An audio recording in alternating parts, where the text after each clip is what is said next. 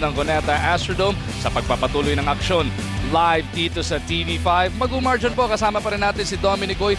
Both teams have had their runs. Both teams have strung together major rallies. At ang nanaig after one half, Barangay Ginebra.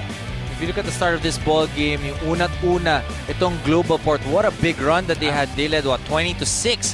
And then all of a sudden, nagasing na itong Barangay Ginebra. Just great performance by these two teams. That's why we only have a 1-point disparity after the first two quarters. Nakikita natin yan sa ating pagsilip sa mga kapanapanabik na pangyayari. Una, from the first quarter of action, and it was the defense of Global Port forcing turnover after turnover na kinapitalize naman neto ni Evan Brock. Import netong Global Port already has 21 big points. Problema, wala pa gaanong nakakatulong. Yung bagong salta pa na si Ronnie Matias is backing him up with 8.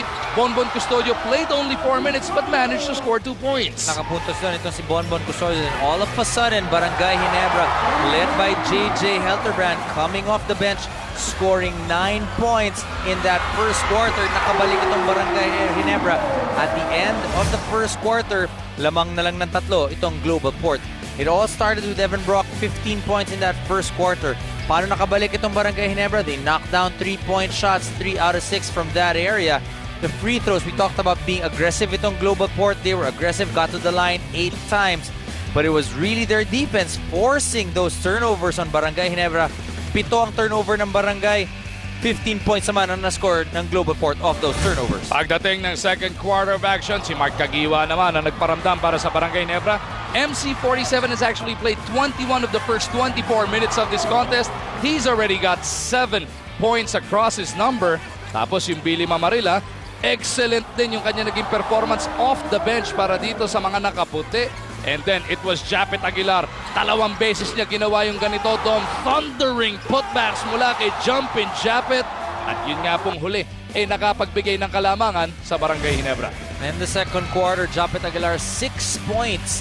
Offensive rebounds ang ginawa nitong Barangay Ginebra. LA Tenorio said it, ang nagiging problema nila, rebounding. But in that second quarter, rebounding was not a problem. They scored 5 points off those offensive rebounds. They talked about also moving that basketball. Mark Cagiwa with 3 assists already in the ball game. 5 in the second quarter for Barangay Ginebra. You also talked about ano ba nawala ng first 3 games ng Barangay Ginebra? Yung shot blocking. In the second quarter, 3 blocks for Barangay Ginebra, letting their defense dictate the tempo and then opening this game up. Pinasadahan mo na rin yung istorya ng assist, Dom. Yung assist para dito sa Barangay Ginebra. In that first half, JJ Helterbrand actually got his 2,000th career assist. Pinarangalan siya just before we got going here in the third. Binuksan naman ni Barakael with a 3-point shot. At sa atin yan ng PLDT Home Evolution turns your ordinary TV into an internet TV. What a milestone para kay JJ Helterbrand. 2,000 assists. 56-52, ganun-ganun lang. Bigla naging 4 ang abante ng Barangay Ginebra. Terence Romeo, the looper of a jumper doesn't drop. Tenorio with a running start. Looking for Cagiwa. He's got 9 points. Romeo's been trying. Ito namang si LA Tenorio has been distributing to his teammates, finding his open teammates.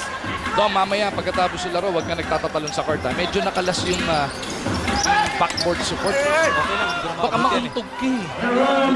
Worried na nga ako eh. As Evan Brock drops his 23rd point of the game. Yung sa huling atake na yun ni Mark Cagiwa, nakalas ng konti. Caution. Dapat mag-ingat dyan si Coach Richard Del Rosario. Nakasama siya dun sa All-Stars natin, ha? Oo, sa April 4, yung Legends versus Stalwarts game. Kalain mo. Nagpapakondisyon? Oo. Nabansagan Legend. 58-54 is the score. 4 ang abante ng Ginebra as we send it over to Erica. Global Port, sabi lang ni Coach Glenn, they need to be able to adjust their ball screens, especially on the wing side, where Ginebra is getting most of their shots. Para naman sa Barangay, it's the cliche instruction. Take away the easy baskets, fast break points, turnover points, and second chance points, and share the ball more para mas mapadali ang buhay para sa team. Never say that. Balik sa inyo. You're a poet and you don't even know it. May tingin pa sa'yo, ha? Oo, kahit malayo siya, kita-kita ko. Ayan, Dion Rogers. Gusto ring matignan. Isga lang sa attacking yun, but he troops to the line for 2 shots. His teammates appreciating that he's working down low instead of just facing up and taking the 3-point shot. You see what Jay Wash just did para sa Global Port. He gathered everybody together. He talked about being a leader in this team. Alam mo, maganda dito kay Jay Wash at kay Alex Cabagnot. Nagsama na sila dati. Nanalo pa ng kampyonato. Oo, so they've been through the ups and downs. So that's something that they could bring to Global Port. This Jay Wash actually is the captain of Global Port. Sa kabila naman sa Ginebra, it was Cagiwa. It is Cagiwa, rather. As Leon Rogers goes 2 for 2. Stretching this lead to its largest at 6. Ang Global Port po, nakalamang na hanggang 14. Binanggit mo yan, Tom, at 26. First quarter pa yun. Cabagnot na libre ng bahagya. Nakarecover si Aguilar. Cabagnot on the run. Forces it up and in. What a difficult shot mula dito kay Alex. 8 points now for Alex Cabagnot. We were looking. Global Port is looking for guys that will help out Evan Brock. This is the time now. You need your locals to be able to score in the third quarter para mas mahaba yung pahinga niya. But even if he's playing, he's not exerting too much effort trying to get his points. Rogers misses. Tumatakbo Batang Pier. Romeo with that space. Couldn't make him pay. Tenorio over to Rogers down the middle. No look pass to Cagiwa. Trying to go to glass. Wala. Cagiwa pa rin for the board. Slapped away by Washington. Cagiwa doing the little things that he didn't do before. Really, he is now getting offensive rebounds. He's leading that fast break. Taking the shots. Speaking of taking the shots, Mac Barakel now has 9 points. 3-pointer at Atin ng PLDG Home Division into an internet TV. Evan Brock, the tireless worker ng Batang Pier, gets another 3-point play opportunity. Evan Brock really reminds me of the former import Rosell Ellis. Just a workhorse, will do anything and everything, be able to let his team win. Brock short on the bonus though. Barangay Ginebra up by 5. Tenorio nagmamadali. Lalabas muna kay Rogers. Puts it on the deck. Rogers takes the contact. Couldn't get the bounce. He moves back to the line for 2 shots. So far, the first few games that Leon Rogers has played, you see that he's more comfortable taking that jumper.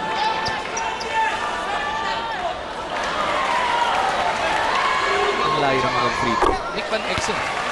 The 17-foot line niya. As we remind everybody that you can witness hard-hitting MMA action sa PXC 43. Magbabakbakan na sina Ale the Young Gun Kali at Ernesto Iron Montilla Jr. Magtatapet din sina Hina Inyong at May Yamaguchi. 8:29 na po yan, alas 8 ng gabi, Inaris Sports Arena at mapapanood sa March 30. Dito lang sa TV.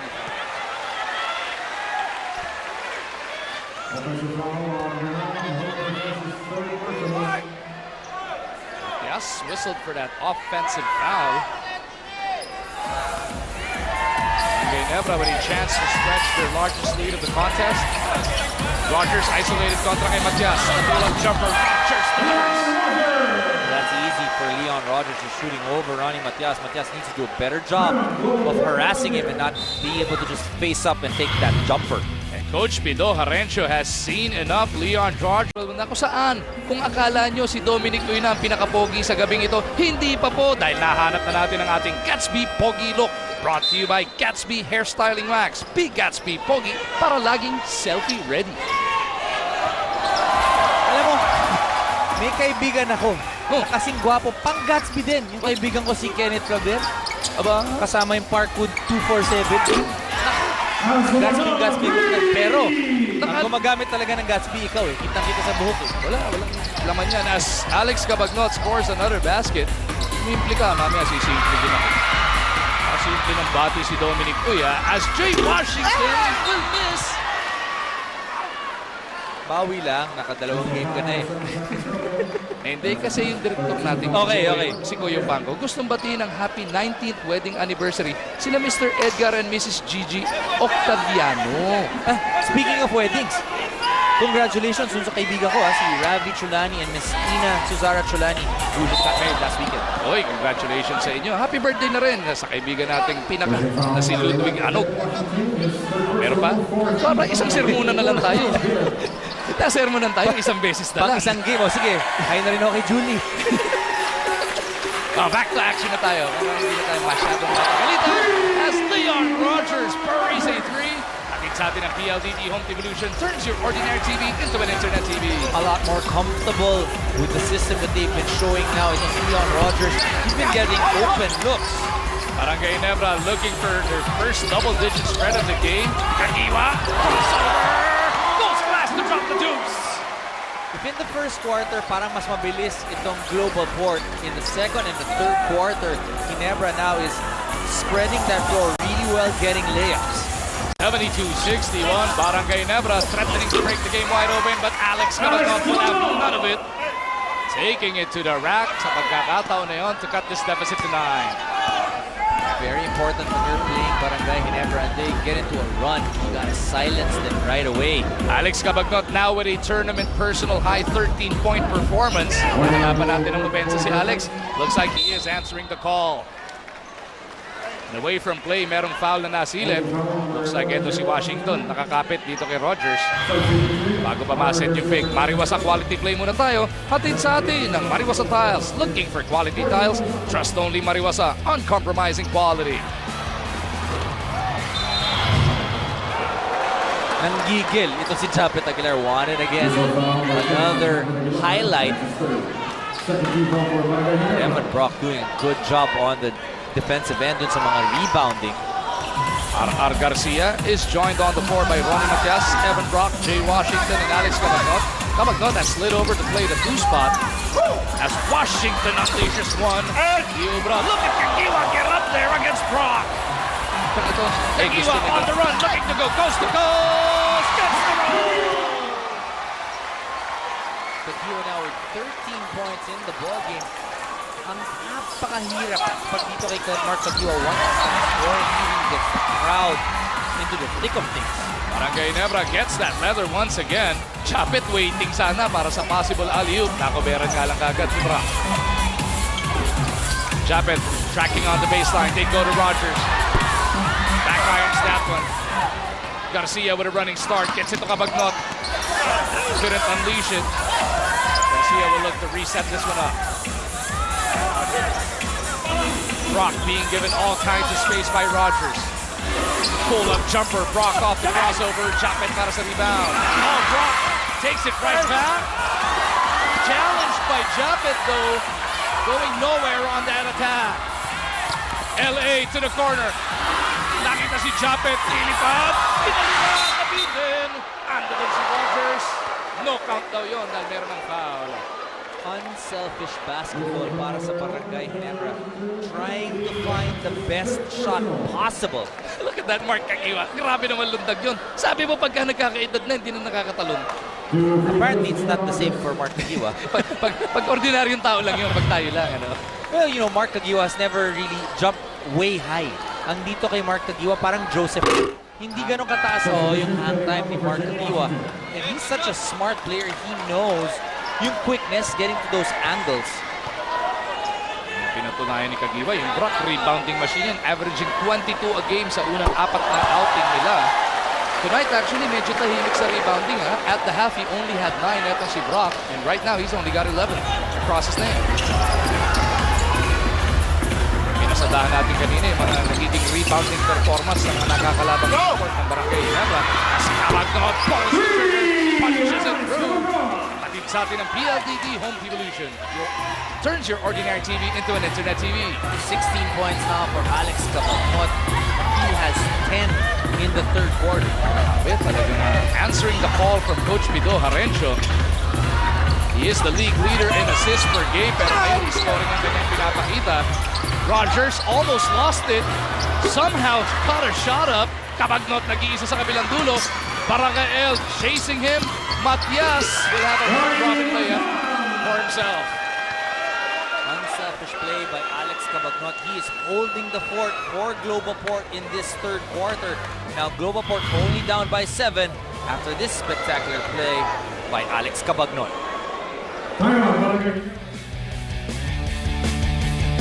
6-8 na sa ating taraan. Ang Barangay Ginebra po, pinapangalagaan pa rin ang kanilang halangan. Pero ang global court ayaw magpalayo. Starting their fight back here in the third quarter. Mag-margin pa kasama si Dominic Uy, Erica Padilla at ang buong pwersa ng Sports 5 led by our producer tonight na si David Ineses at direktor na si Goyo Mambo. Turnover pa ang Barangay Ginebra. Coming off their own timeout though. A good thing itong global court. We talk about being mentally tough in that run. And sometimes, once there's a timeout, sometimes your defense will all of a sudden fade. But global court, led by Kelly Nabo, still able to force that turnover and getting 2 points.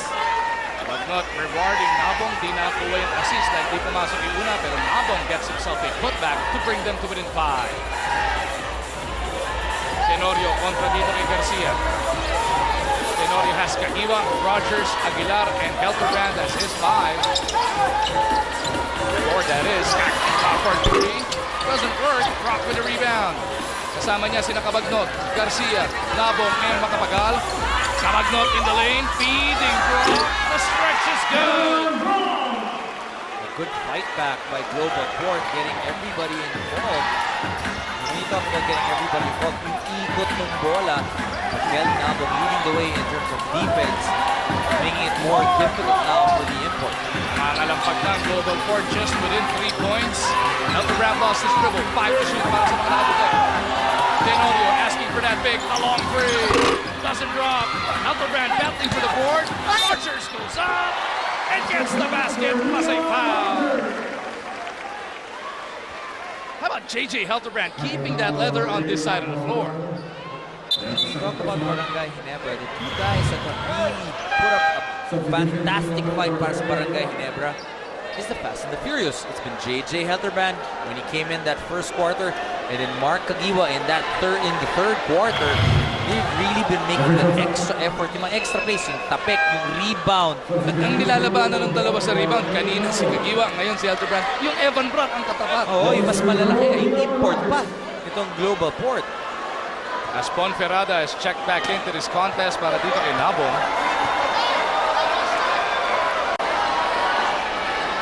Is that 5 fouls on Kelly Nabong?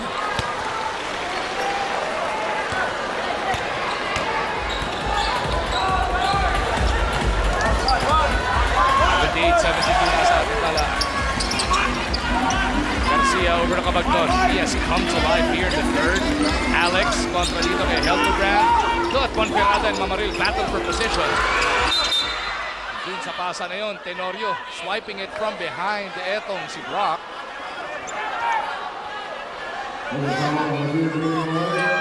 Mamaril whistled for the person.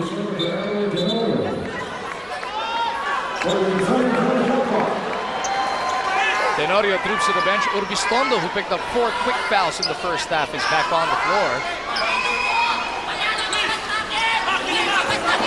Garcia, quick release.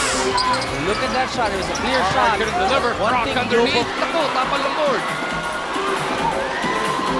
Urbistondo to Helterbrand. JJ surveys. As Ponferrada switching, hinablok ni Cabagnon. Akin yan, masyadong mabilis yan. Now they go to the post. Kagiwa kontra Makapagal. Mark, kontra Mark. That fade away, in and out. Garcia tracks it down. Garcia and Brock on the run. Who hit JJ Helterbrand? Talk about experience. JJ Helterbrand anticipated where RR Garcia was going to take that basketball, not protecting it. Piso. Ang tawag doon, binigyan ng pamasahe pa uwi ni JJ Helterbrand. 37 anyos na si JJ. Getting up there against the rookie. It's a great age. The lead as we head into the dugout. Tenorio met ang bola. 6 Bakit si Atin galaro pa? We're going to see some daylight. Kicks it up. As Leon Rogers moves to the bench. Binalik dito. Coach Juno and then si J.R. Reyes. Ponferrada's in trouble. Hand off pamunta kay Makapagal. 7 to shoot para sa mga team. Makapagal off balance attempt. JJ on the run. The fast trying to go all the way. Huli! Ni Evan Brown. Pero goaltending na daw yun. Again, talking about experience, JJ Helterbrand, he knew na papuntahin niya muna, patamain niya yung bola sa board. And it will be called for that goaltending violation. Hindi mo na kailangan kunin yung angulo ng tira, no? Unahin mo lang yung banda. Sigurado, magigigit mo sa And he did just enough to be able to protect the ball just in time. Brock, though, gusto bumawi. Will have to earn it from the line. Workhorse of the team, Evan Brock, 32 minutes of action, 27 points, 14 rebounds. And you know, it doesn't get any easier para sa Global Port. 4 na game na lang natitira sa kanilang schedule after tonight. Dom, they take on the San Miguel Beermen sa March 24, March 31, rain or shine, and then April 11, talk and text bago maubos yung schedule nila kontra Barako Bull Energy Cola. Barangay Ginebra naman will be back in this coming Sunday. Talk and text, tropang texter sa kanilang kalaban. Tapos sa March 26, R21. April 2, Meralco. April 13, Elasto. April 20, rain or shine. Amaril off the dribble. Reyes kicks it over. Kagiwa back to Billy Moms. Too strong. Kagiwa is there. Ayaw pa rin. Rebound na kanino nasa Global Port. Romeo tumakabagal. Quick release. Di makuha. Kung hindi niya na, he didn't get his feet under him sa pagkakataon niya. Another offensive rebound from Mark Kagiwa. 11 boards for Kagiwa. Kaya naman kita mo naman, 33 minutes na nilalaro niya. 3 minuto pala nagpapahinga sa larong ito, Dom. Ito si Mark Kagiwa. Amaril. All night. Pang piso-piso yung tira na yan. Also great hugot off the bench tong si Billy Mamaril. 7 points now. 5 coming in the second quarter. Balik sa siya mga bante rito ng Barangay Ginebra. Global Port will keep possession as Tenorio is checking back in. Papalitan niya muna si Kagiwa. You know, you talked about the rebounding na kulang. Diba? You mentioned kanina turnovers and rebounds in the last 2 games of Barangay Ginebra. So far in this ball game, they are plus 14 in terms of rebounds. 13 minuto pa natitira for Global Port to try and change that. Brock fouled once again. This will be free throw attempts 15 and 16 para kay Evan Brock, though. Evan Brock is tireless. He knows, he understands that all the effort he can give para sa Global Port they need. And he's hoping with that effort that he leads it, susunod yung kanyang mga kakampi. Meron nga palang bagong bakain ng ulalam para sa PBA Tropa fans in today. Bagong ulalam Tropa Pack. Busog na busog bang 6, 49 pesos lang. Available in sisig na stick, fish stick na wala stick, at giniling mo baby flavors. Masarap, malaman, convenient. Ulalam Tropa Pack. Di lang basta ulam. Ulalam! 82-75 is the score. Barangay Ginebra, abante pa rin ng 7. Wala nang 1 minuto natitira. Sa ating ikatlong minuto, Urbistondo, diskarte, pupunta kay Helper Brand. 3-point shot at sa ating PLDT home television turns your ordinary TV into an internet TV. 14 points now for JJ Helterbrand. Helterbrand is scoring, he's attracting, even breaking down the defense. Kagiwa naman, rebound, assisting, and he's just leading this team in terms of attitude to be able to get this win. In the only other game JJ played as a 3-pointer is buried by Makapagalas. Atin sa atin ng PLDT home television turns your ordinary TV into an internet TV. Etong si Helterbrand scored only 5 points and had 3 rebounds and 2 assists.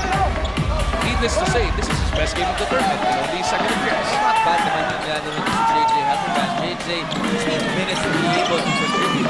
Tenorio from the outside, wala. Romeo, ginambala ng dalawa. Natili sa Global Port ang bola.